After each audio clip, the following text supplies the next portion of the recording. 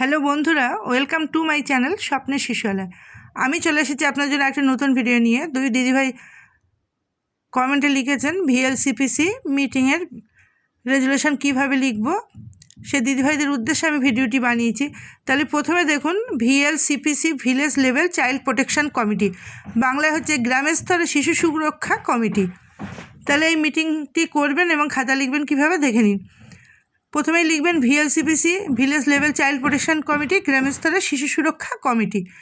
স্থান হচ্ছে দক্ষিণ মাধবপুর অঙ্গনওয়াড়ি সেন্টার, কেন্দ্র নম্বর 81। আমি সেটাই লিখেছি, আপনাদের ক্ষেত্রে যেটা হবে সেটাই লিখবেন। তারিখ আমার 17/2/2026 মিটিংটা হওয়ার কথা আছে, আপনাদের ক্ষেত্রে যেদিন হবে সেদিন লিখবেন। সময় হচ্ছে 10টা থেকে 11টা, আপনাদেরও টাইম যা হবে তাই লিখবেন।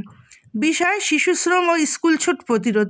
আমার এই মাসে এটাই থিম। আপনাদের ক্ষেত্রে যখন গ্রামে যেটা নিয়ে সমস্যা হবে বা যেটা নিয়ে আলোচনা করতে হবে আপনারা সেটাই করবেন। ইংরাজি 17/2/2026 তারিখে দক্ষিণ মাধবপুর অঙ্গনওয়াড়ি কেন্দ্রে শিশু শ্রম রোধ এবং স্কুল ছুট কমানোর লক্ষ্যে ভিএলসিপিসি সভার আয়োজন করা হয়েছে।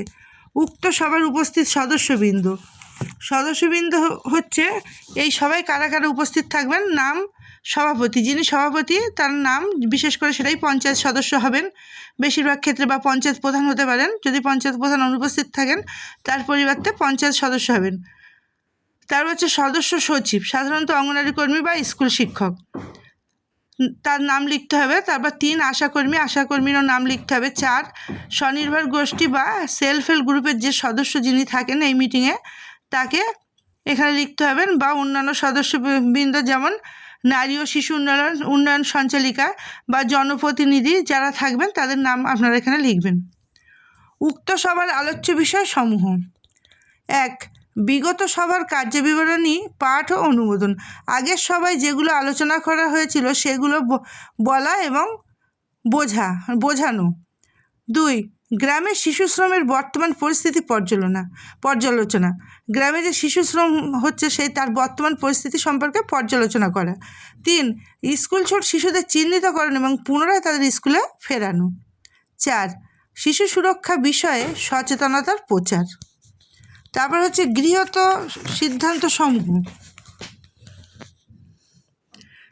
সিদ্ধান্তসমূহ হচ্ছে আজকের সভার বিস্তারিত আলোচনার পরে সর্বসম্মতিক্রমে নিম্নলিখিত সিদ্ধান্তগুলি গ্রহণ করা হলো। 1. শিশু শ্রম চিহ্নিতকরণ।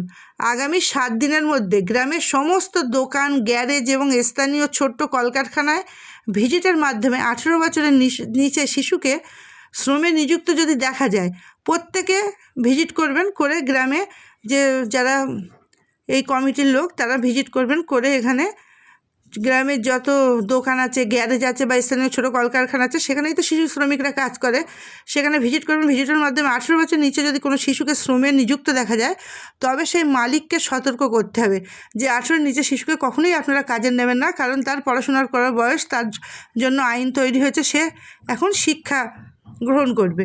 এবং শিশুর পরিবারের কাউন্সেলিং করতে হবে যে তারা কেন 18 বছরের নিচে ছোট শিশুকে কাজে পাঠাচ্ছে, সেই বিষয়ে তাদের কাউন্সেলিং করা বা বোঝাতে হবে। 2. স্কুল ছুট তালিকা প্রস্তুত করতে হবে। কীভাবে প্রস্তুত করবেন? স্থানীয় প্রাথমিক ও উচ্চ বিদ্যালয়ের সহায়তায় স্কুল ছুট শিশুদের তালিকা তৈরি করে তারা কেন স্কুল ছাড়ছে। তাহলে প্রাথমিকে গিয়ে খোঁজ নিতে হবে যে কোন শিশুটা স্কুল ছেড়ে দিচ্ছে বা আসছে না। উচ্চ প্রাথমিকে বা উচ্চ স্কুল, হাই স্কুলে গিয়েও খোঁজ নিতে হবে যে কোন শিশুটা 18 নিচে তারা স্কুলে আসছে না, কেন আসছে না, যে তাদের আর্থিক কোনো অনটন আছে না বা অন্য কোনো সমস্যা আছে, সেগুলো খতিয়ে দেখতে হবে। খতিয়ে দেখা হবে যে কেন তারা আসছে না। তারপর হচ্ছে গৃহ পরিদর্শন বা হোম ভিজিট। যে সমস্ত শিশু দীর্ঘ 15 দিন স্কুলে অনুপস্থিত, কমিটির প্রতিনিধিরা যেমন আশা দিদি, অঙ্গনওয়াড়ি ওয়ার্কার, তাদের বাড়ি গিয়ে তারা হোম ভিজিট করেন। আশা দিদি বা অঙ্গনওয়াড়ি কর্মী দিদিরা প্রতিদিনই হোম ভিজিট করেন। তারা যেহেতু এই কমিটির সদস্য, তারা যৌথভাবে তাদের বাড়ি গিয়ে অভিভাবকদের সঙ্গে কথা বলবেন এবং কন্যাশ্রী ও শিক্ষাশ্রী প্রকল্পের সুবিধা বোঝাবেন যে স্কুলে গেলে এত কন্যাশ্রীর সুবিধা প্রদান, শিক্ষাশ্রীর সুবিধা প্রদান, এগুলো দেওয়ার সত্ত্বেও কেন শিশুরা স্কুল ছাড়ছে সে বিষয়ে আপনারা মায়েদেরকে বা অভিভাবকদের বোঝাবেন। তারপর হচ্ছে সচেতনতা সভা।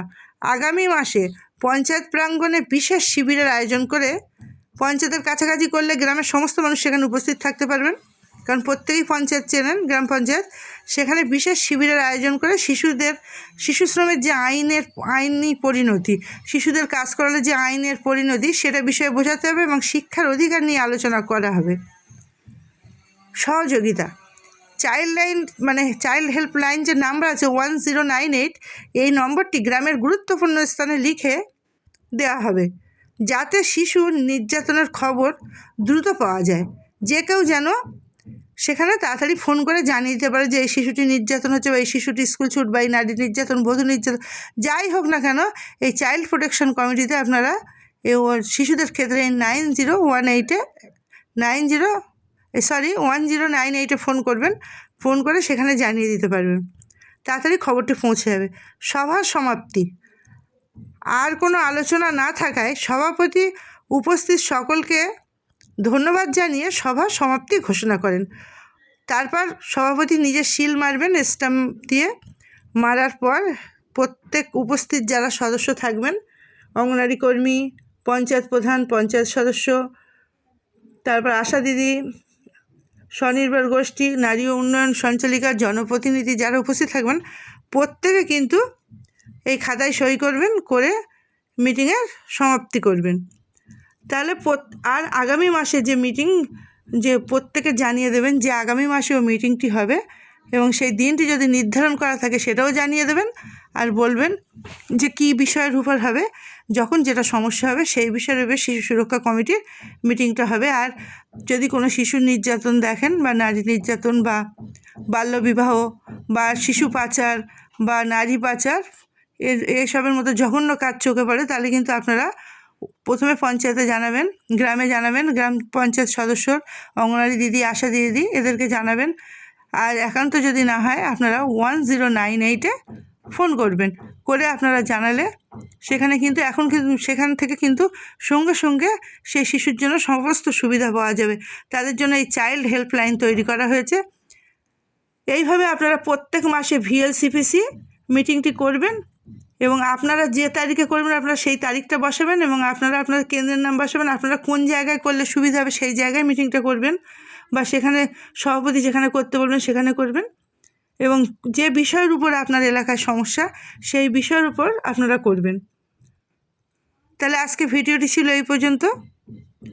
যদি আপনাদের ভালো লাগে, লাইক, কমেন্ট এবং শেয়ার করবেন, এবং আমার চ্যানেলটিকে সাবস্ক্রাইব করে আমার পাশে থাকবেন, সাথে থাকবেন। ধন্যবাদ। আরও নতুন নতুন ভিডিও পেতে আমাকে উৎসাহিত করুন এবং কমেন্টে লিখে পাঠান। আমি চেষ্টা করব এই ICDS সংক্রান্ত সমস্ত ভিডিও নিয়ে আসার। তাহলে আজকে এই পর্যন্ত। ধন্যবাদ।